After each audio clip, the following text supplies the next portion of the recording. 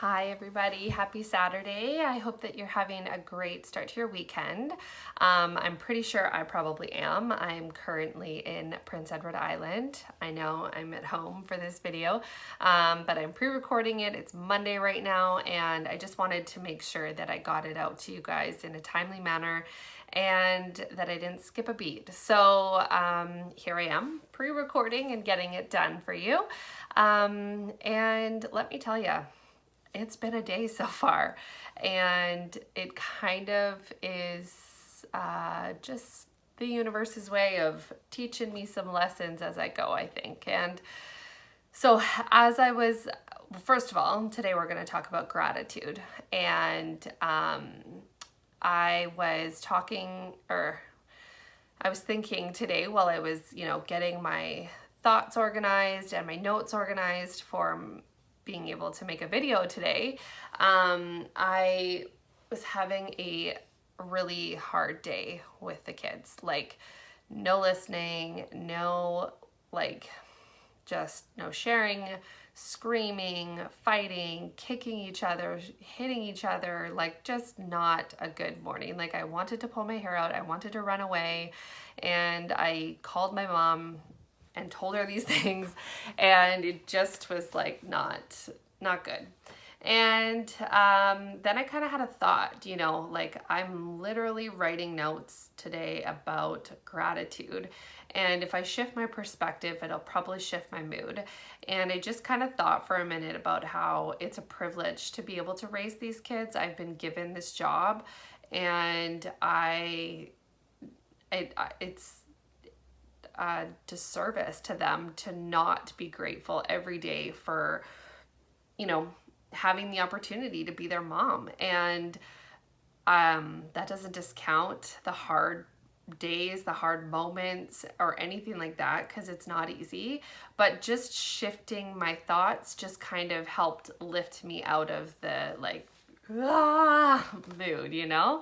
So it just kind of seemed to coincide today. So I recently, probably within the last month or so, since I've been like on a Rachel Hollis kick, taking all of the advice in from her because she's awesome, I've started implementing something into my day, and it has been really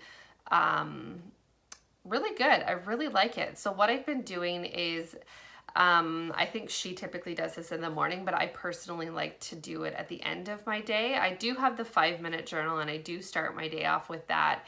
And it, has a piece about like things that you're grateful for. But every day every night before I go to bed, I have my journal and I write down 10 things that I'm grateful for that happened today. And that's the key thing, I think, is it's so easy to write down that you're grateful for your spouse or your kids or your house or your job, and then you just kind of get in a rut of writing the same things every day, because obviously we're grateful for those things, and it is important to honor them.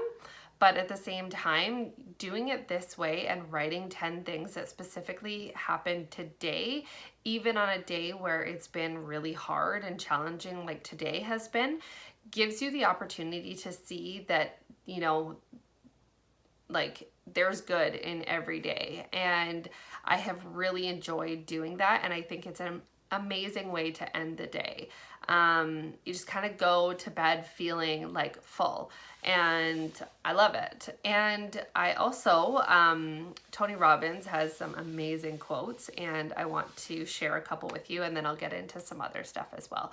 So, trade in your expectation for appreciation, and the world changes instantly. And that's so true. Like today, when I just literally thought, okay, I appreciate the fact that I get the opportunity to raise these kids. It just instantly changes your mood, because according to him as well, you cannot be fearful or angry or any of those types of emotions and grateful at the same time. Like, they just don't coexist with each other. So if you're feeling grateful, you can't feel the other ones, right? And I think it's really, really true. And sometimes it's really hard to make yourself even want to make that switch, like you're just so angry or whatever that you don't even really want to think about it, or you don't even want to like shift your mood.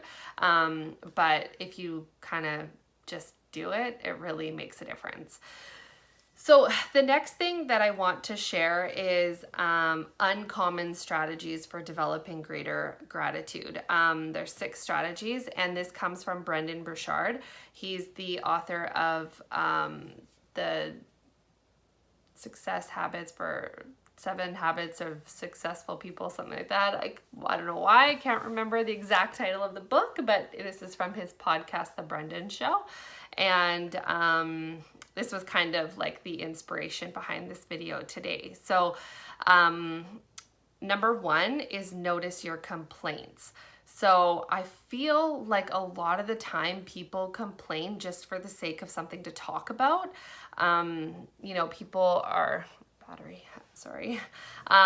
so people are just always like, just so quick to say like the negative things or the complaining things. And sometimes it just feels like people, myself included, I remember a few years ago realizing that and just thinking like, you know, if people were like, oh, hey, how are you today? And I'm like, oh, I'm tired. Like, I'm not even tired. Like, why do I say that? Like, it just felt like I always said something like a response in like a complaining way, and I found it really annoying. And so I made a point to stop, and because it just wasn't even accurate, right? Like, okay, we're all tired, like find a different way of explaining how you feel type of thing. So I'm sure you've felt some other emotions today, like pick a different one. You know what I mean? I'm tired isn't even an emotion, but you know what I mean.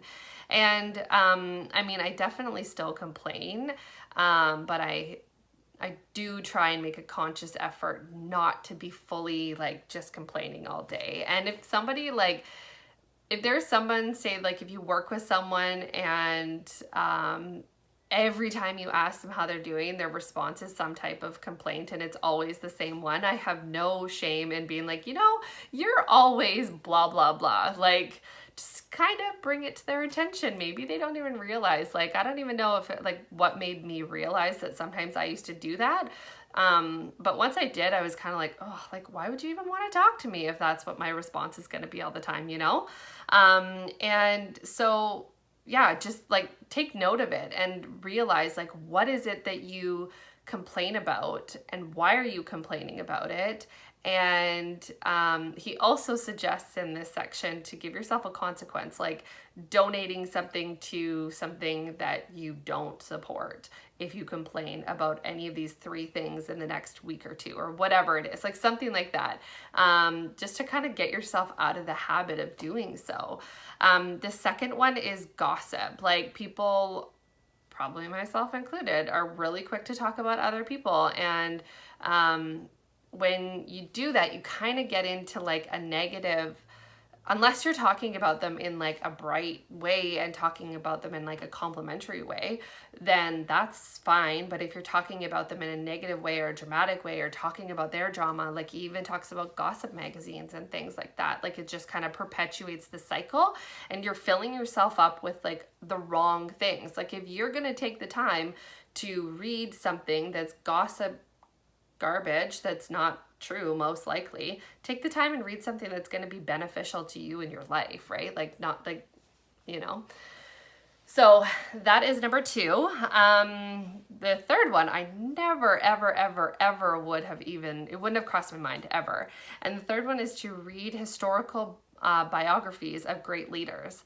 And I thought that was interesting because he said, you know, history puts you like into major perspective, right? Like, it really makes you realize kind of how far somebody specifically has come through their journey, but also how far everybody has come, like how far everything has come and how hard people used to have it and how easy sometimes we have it, right? And that we don't even realize, like, you know, the term first world problems, I think like that's kind of where that comes from, because it's like, we complain about so many things that are like, oh my God, my latte was cold. Like, okay, put it in the microwave. You know what I mean? Like, there's just so many like things that we have to be grateful for. You know, you had the $5 to buy the latte. So just something to think about. And number 4 is volunteer, but not just like volunteering at like something like, you know, a work event where you, whatever, you know what I mean? Or something like he used the example of like volunteering at like a New York museum where only rich people go or something like that, right? Like volunteering with people that are less fortunate than you. So really kind of immersing yourself in the experience that somebody else is going through. And like he used the example of a soup kitchen, and basically if you're around people that are hungry, displaced, scared, those types of things, like it's gonna really help you realize like, okay, maybe you live in a crappy apartment, or maybe you don't like the area that you live in or whatever, but at least you have a roof over your head type of thing. And when you kind of see it firsthand, you're more likely to like appreciate the things that you do have, right? Number 5 was luck and beauty. So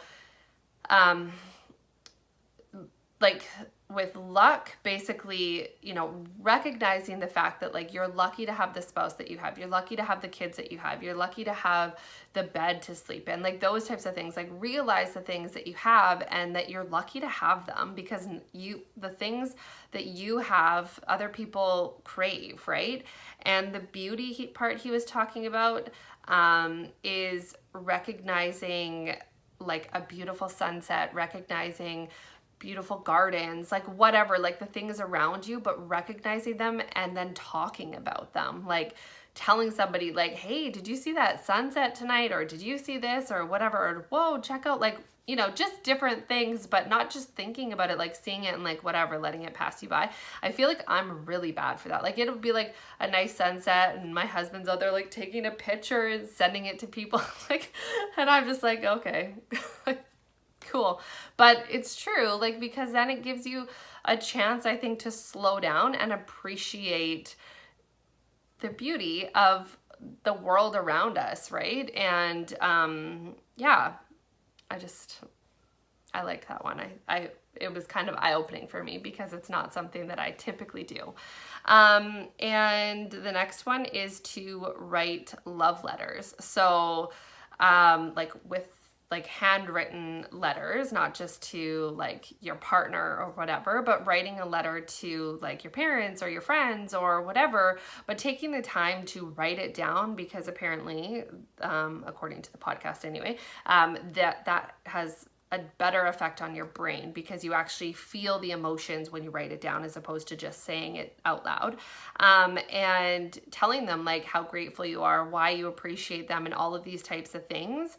And you know, I think that also gives you a chance to realize how many people you have in your life, or not even how many, but the people that you do have in your life, you know, what they're bringing to you and to your life. And yeah, so those are the 6 things. I thought they were kind of cool, because a lot of the times when you hear about gratitude, it's the same few things kind of on repeat. And I thought it was interesting to hear about some different things. I will attempt to link the podcast in the description box below.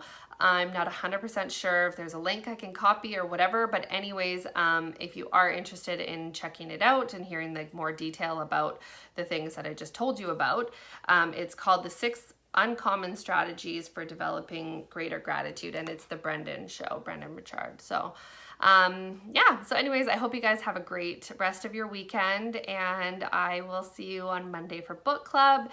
And again, if you enjoy the video, I'd love for you to subscribe to my channel and share the video on your Facebook or with your friends, tell them about it.